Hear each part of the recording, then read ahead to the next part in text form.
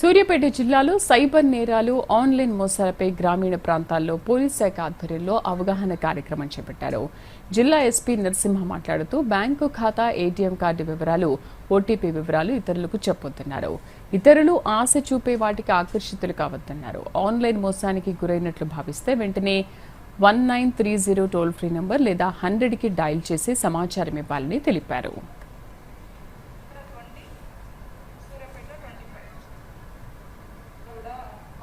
ఎవరు కూడా అపరిచితులు ఫోన్ చేసి మీరు డిజిటల్ అరెస్ట్ అయినారు, మీ మీద కేసులు ఉన్నాయి, వేరే రాష్ట్రాల్లో కేసులు ఉన్నాయంటే నమ్మొద్దు. ముఖ్యంగా ఇవన్నీ సైబర్ నేరస్తులు జరిపేటువంటి టాక్టిక్స్ చర్యలు.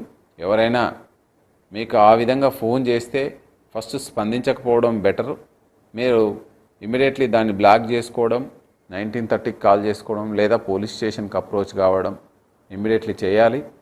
అదేవిధంగా సోషల్ మీడియా యాప్స్ ఉన్నాయి, ఫేస్బుక్ అండ్ స్నాప్చాట్ కావచ్చు, ఇన్స్టాగ్రామ్ కావచ్చు, వాట్సాప్లలో కూడా ఈ సైబర్ నేరస్తులు లింక్స్ ద్వారా పంపించేసి మన డేటాని స్టోలన్ చేసి మన బ్యాంకులో ఉన్న డబ్బులని కాజేయడానికి ప్రయత్నం చేస్తారు. మీరు ఎట్టి పరిస్థితుల్లోనూ దాని మీద క్లిక్ చేయొద్దు, వాటి వైపే చూడొద్దని పోలీసు వాళ్ళ రిక్వెస్ట్.